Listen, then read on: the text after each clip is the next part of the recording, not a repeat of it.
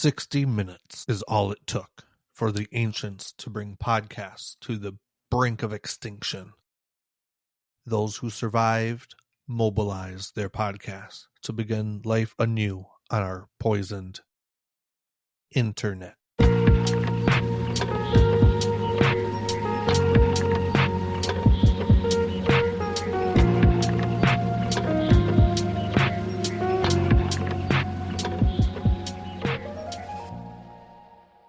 Hey, listen, and welcome to the ZeldaFilmcast. I'm your host, David Ries, and the show where we adventure across the realms of Hyrule and the silver screen. Let's jump into today's random Zelda wiki. We have Highland Stable from Breath of the Wild. The Highland Stable is the stable kind of south region of the map, and this is the one by the horse god and the plains with the bokoblins that ride the horses that cause trouble.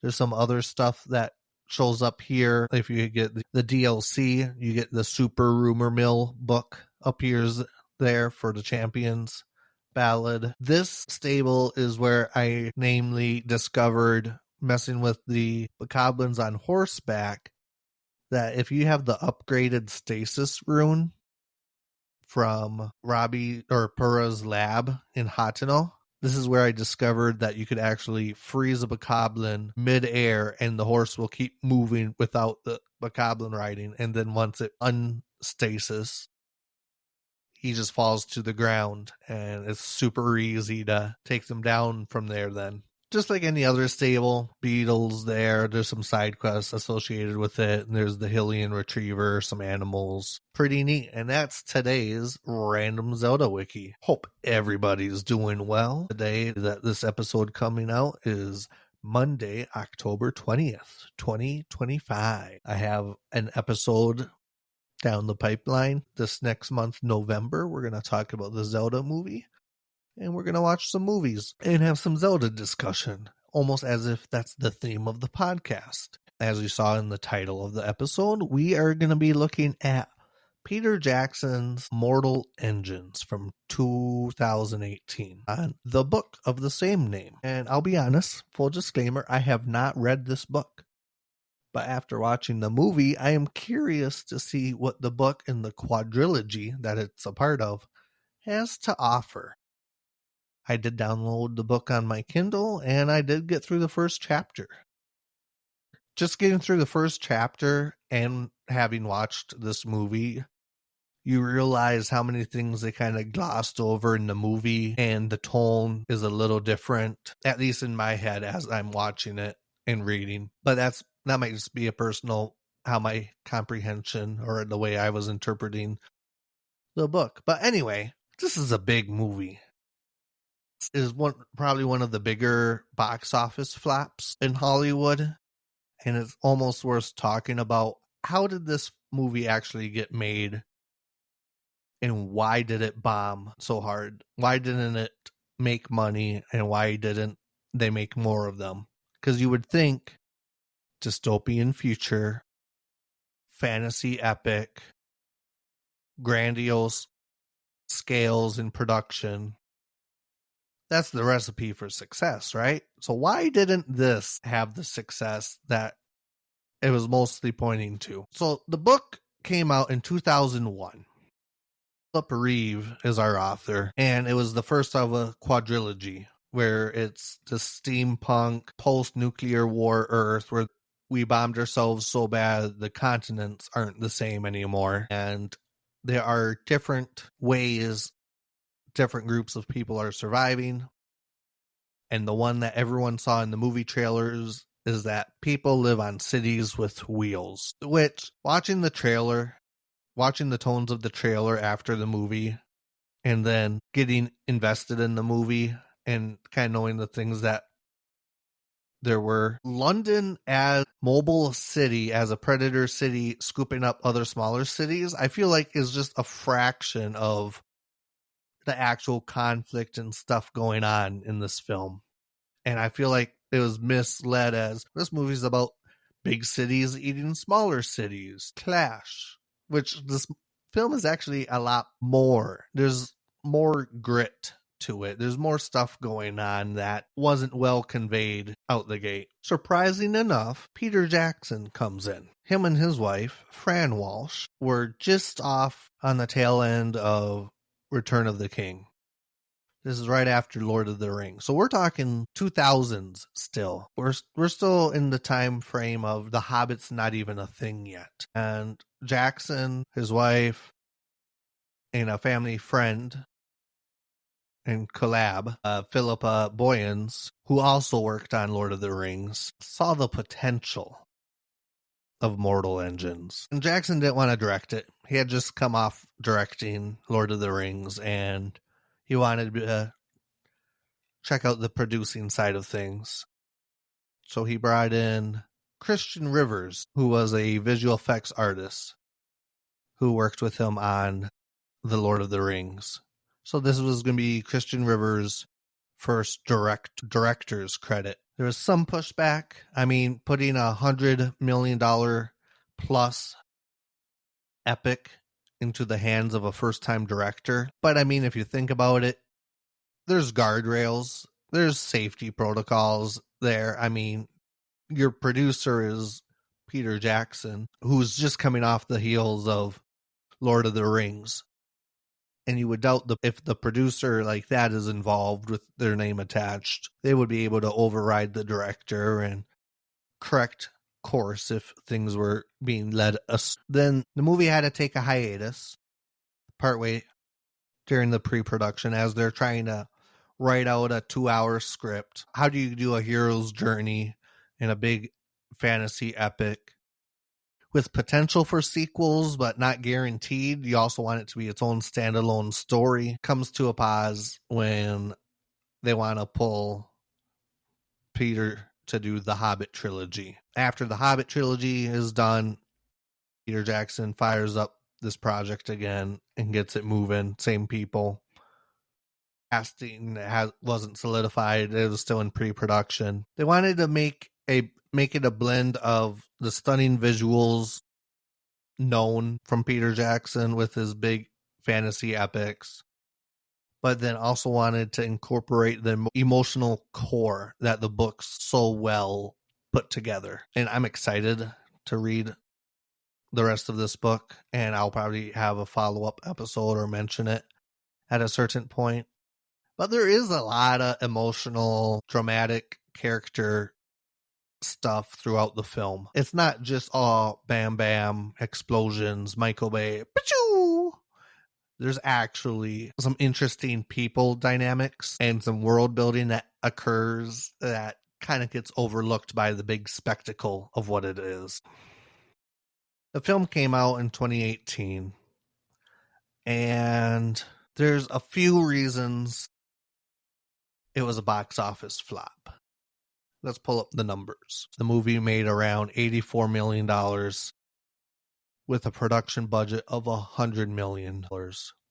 And that doesn't include marketing and adverts to promote the movie.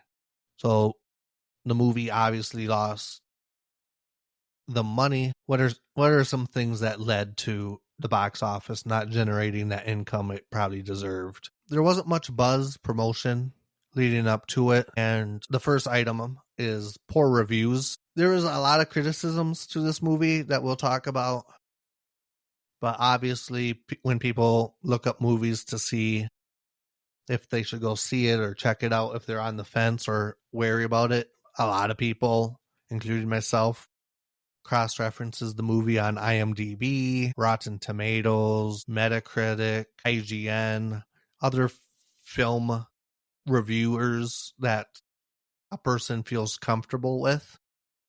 And at the time, this movie had a really low score. Second item, when this movie came out, this movie, I've heard it said,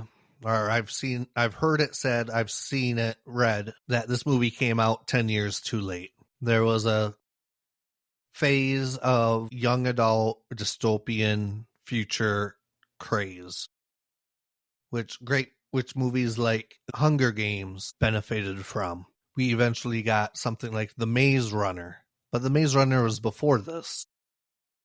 And general audiences we're probably getting done about the young protagonist in a post-apocalyptic world, corrupt system kind of genre. If it had come out 10 years earlier, like 2008 versus 2018, I could imagine a totally different response for this movie. But just like superhero films, those come and go with the territory. The hype for them is hard to the hype for the MCU that we had leading up to Avengers Endgame was something different and unprecedented. And there's something special that makes it so hard to recreate and get the hype. So now whenever there's other Marvel movies coming out, they don't hit quite the same way. Third item that I think it probably contributes to it not making money at the box office is that Lord of the Rings has been a mainstream fantasy book for decades. It had a big fan following. It wasn't a little known property. When people mentioned Lord of the Rings, people knew what it was if they were in the fantasy genre. Whereas Mortal Engines, like I said, it just came out in 2001. So it was it was a new book series. It was something untested. It was something that had never been adapted before. It was something relatively new that we hadn't been time tested yet. So there was risk with that. Fourth reason, there was a lot of blockbusters coming out in theaters around this time. Spider-Man Into the Spider-Verse was out in theaters, which probably captured the audience that would have seen this. Aquaman was out, a Mary Poppins movie, Bumblebee. There was a lot of action movies in theaters when Mortal Engines came out. So if you're looking for a movie to see and you see Spider-Man versus this book you've never heard of being adapted, it's a tough sell if you only get to see one movie, which way you go. Because Spider-Man, the Into the Spider-Verse, it was an animated, who's this Miles Morales character? It wasn't your traditional Peter Parker. They had a lot of stuff going, and it is a great movie. It really is. So the competition really knocked it out. And then number 5, there's only like one or two big names in this movie. The big one, obviously, is Hugo Weaving being Mr. Valentine. Other than that, sadly, in the last 10, 15 years, movies have turned into, check out this movie. We have laundry list of actors. You like these actors because they were in other film that you liked, rather than this movie stands on its own, doesn't rest on its laurels of having already established actors. That's something that kind of bothers me. And I fell for it too when I was a teenager and in college. If I saw a movie and I saw just a list of famous A-listers on it, that would get me excited and hyped up to see a movie more than it probably should have. But now when I see a movie, I'm excited if it's an unknown, if I don't know who the actor is, and they end up giving a performance that really helps shape the movie and its legacy. Those are the reasons it didn't perform well at the box office. I'll stand by those reasons. We can discuss it. Overall, it's a fun film. It's gorgeous to watch. I'm curious how the CGI and special effects are going to age in like another 10, 20 years. But for 2025, 7 years later, watching the movie is still fresh and immersive. You're not taken out by jaunty special effects quite yet. There are cool story elements. I love the world this is set in. And unfortunately, the plot and conflict don't get derailed, but they're like a Donkey Kong minecart that's just bouncing around the tracks, and you eventually get to your destination with a lot of detours and shenanigans along the ways. And that's my short review of the movie. But no, it has its good points. We have the aesthetic. I'm a sucker for the steampunk genre. That's probably one of the reasons why Twilight Princess is probably one of my more favorite Zelda games. That grittiness with some primitive steam engine or primitive technology items like Barnes's Bomb Shop, that really kind of aesthetic does it for me. I don't know what it is. It's simple, but also like an alternate timeline of what if things went differently. And I know this is post-apocalyptic and this is in the future, but there's something about that aesthetic, just the coldness of the steel and thinking about the cities having hearts. Think the city as an organism rather than just a structure. And it's an interesting concept. It's scaled in different ways, but it is like a giant organism where the people are the different cells and they're all working together to keep the organism alive and moving. If you've been following the show for a while, I tried starting a Let's Play series with Final Fantasy VI, which is similar genre fantasy, and I'll probably do that again here in this winter or spring. So that's something to look forward to. And then this book and the movie introduced the phrase Municipal Darwinism, which is basically survival of the fittest for cities, which if you're going back to the whole city as an organism analogy, that kind of makes sense. You know, that's the way it works in nature with regular organisms. Survival of the fittest. The strong survive while the weak are discontinued, to put it bluntly. And there's so much the movie kind of glosses over. But the idea of London was in the UK and it was running out of smaller cities to eat. So it crosses the land bridge to the European plains or whatever to eat some new cities and get fresh resources. I mean, that's Darwinism there too, right? If an animal can't find food, what do? They look elsewhere for food.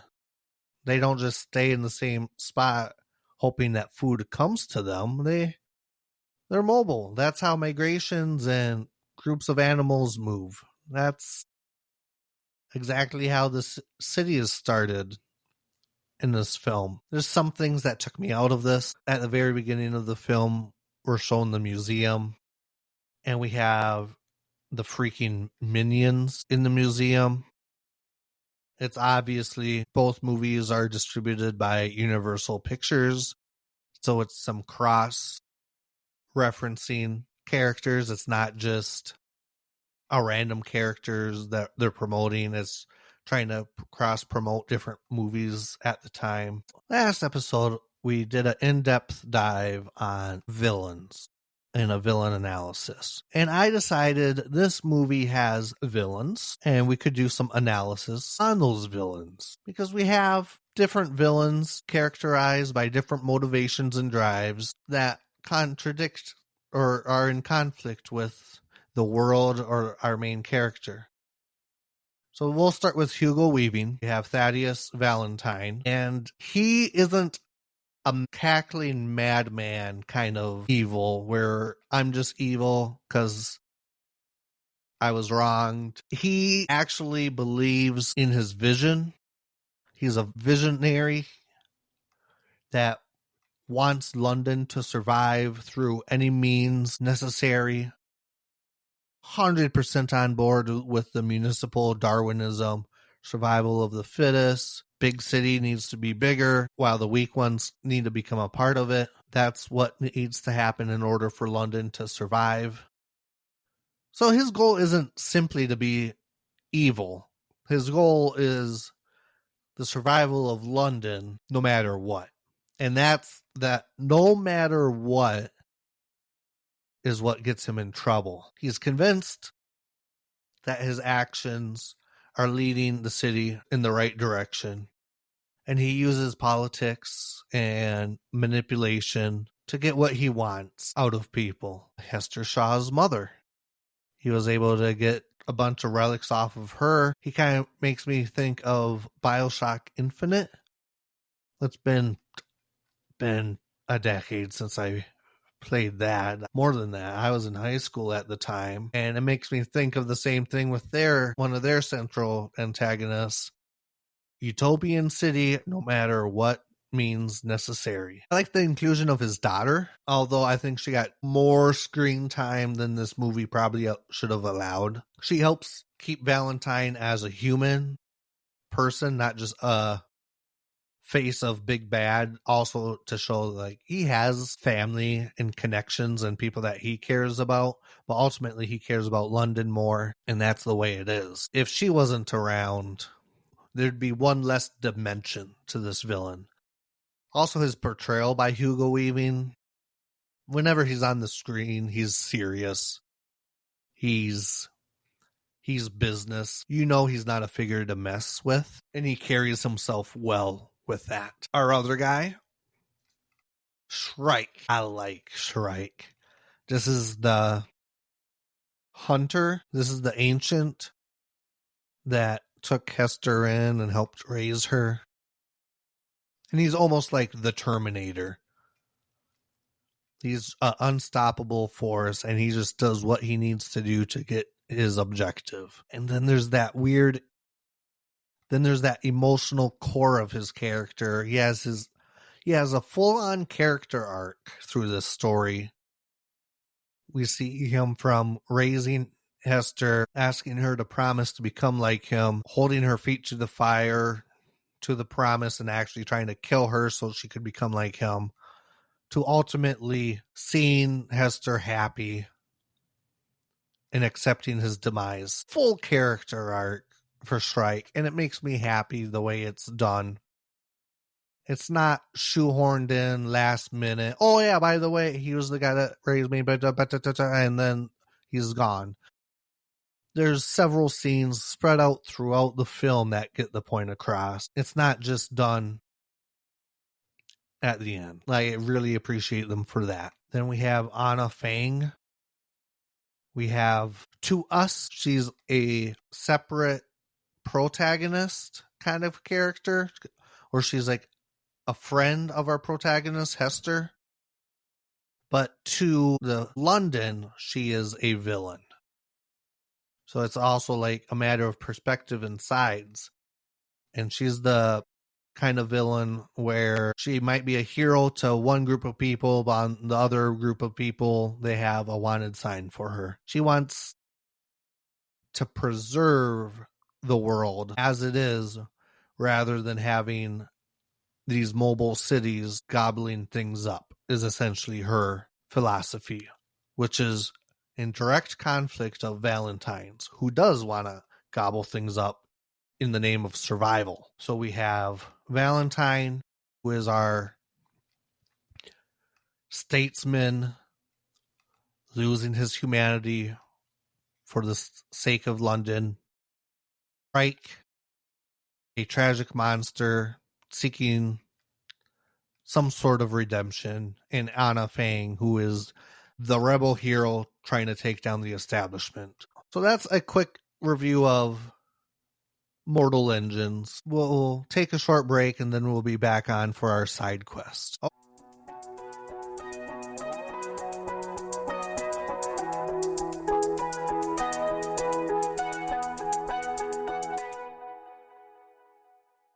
Okay, Zelda fans, let's do a theoretical premise today. What if Majora's Mask was worn by Ganondorf? Dun dun dun. So we have a couple options. Let's not worry about a backstory for the sake of this conversation. But let's just talk about what could happen if, through some act, Ganondorf... We'll start with Ocarina of Time Ganondorf, just to kind of stay in the N64 era.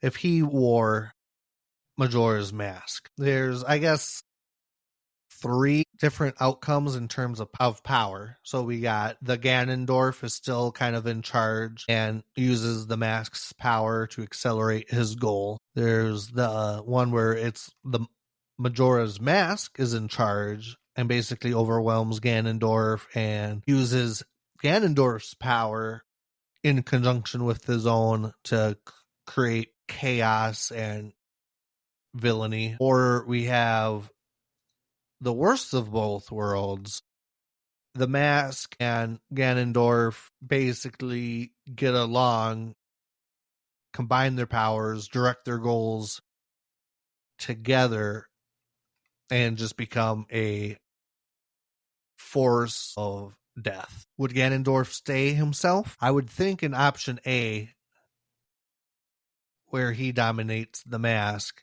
he's his own persona. But in the other options, Majora's Mask and his persona merge into something truly evil. If he has the mask, will he still use his sword? I mean, he's already a pretty strong sorcerer in Ocarina. So for him to just use magic to achieve his goals, I wouldn't put it past him. Majora's effect on the Triforce. Now, he has the Triforce of Power, so Majora would also be amplified with the Triforce of Power as well. Would he do the same moon trick? Would he try to slam the moon down to Hyrule to help destroy Hyrule?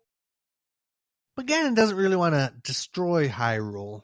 He wants to rule Hyrule. Where Majora is more of a, I want to destroy everyone, instrument of chaos. So would Ganon, theoretically, would they just destroy any that opposed and Ganon is left to rule the rest, kind of like what we see in Ocarina of Time after the time skip? Would the sages that seal Ganondorf away even be able to seal him away with the power of Majora's Mask? Would Link need to get more magical skills to be able to even confront Ganondorf? Would there be some way to try to separate the mask from Ganondorf's body to try to sever that bond? Essentially, it's probably like a game over scenario, and I don't think Nintendo wants to redig up Majora's Mask from 25 plus years ago. But I thought it was a fun premise, and I want to hear your thoughts. So the question is, if Ganon Majora is the final boss of the game, what would the final attack sequence be? What kind of attacks would he use to deter Link, to try to defeat Link? It'll be a multi-phase battle, but what kind of things would he do? Would he turn into a pig wearing the mask? Will he clone himself several times? Put Link into a 3-day cycle as part of the final battle? Let me know, write in. There's a send a message link in the show description, or you could send it into ZeldaFilmcast@gmail.com. Also, you can submit your questions at ZeldaFilmcast on X. Questions don't have to be about Majora Ganon. They could also be about Zelda, movies, life, or whatever you want. But that's going to be it for this episode. If you like what you heard, tell a friend and leave us a review. Thanks for listening, and as always, may the Triforce be with you.